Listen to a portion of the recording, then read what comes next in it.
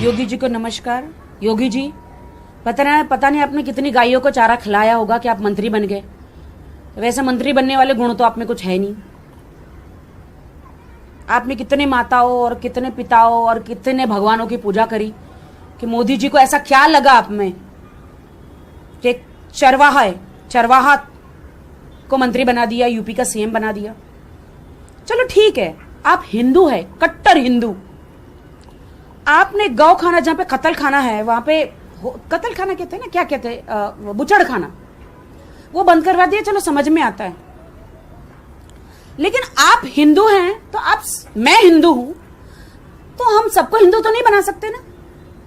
कुछ लोग मुस्लिम है, कुछ लोग पारसी है, कुछ लोग हिंदू है। आपके काम को सराहती हूं मैं। आप ही के कारण आज गाय जो है आजाद घूम रही है, अपनी मूछें तान कर आजाद घूमती है। आजकल गाय रास्ते में आती है तो मैं बोली योगी जी आए हैं क्या? ये एकदम सीना, गाय भैंसे सीना तान के चलती है। मैंने कहा योगी जी तो नहीं आए हैं। आपके कारण गाय लोग है ना, जो गाय जो है वो आराम से एकदम सीना तान के घूम रही है। हेलो, किसी की हिम्मत नहीं मुझे हाथ लगा दे क्योंकि मेरा बॉस योगी है। शायद आप कुरान पढ़ी नहीं है योगी जी।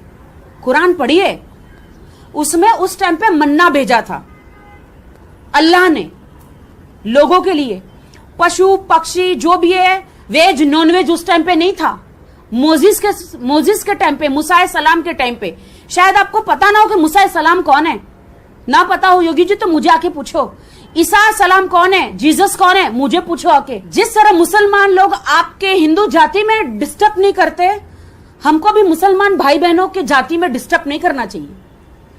उनको ये नहीं बोलना चाहिए कि आप गाय भैंस मत खाओ। हिंदू लोग मुसलमानों पे पत्थर मार मार के उनके लोगों को मार देते हैं। ये कहां का न्याय है योगी जी?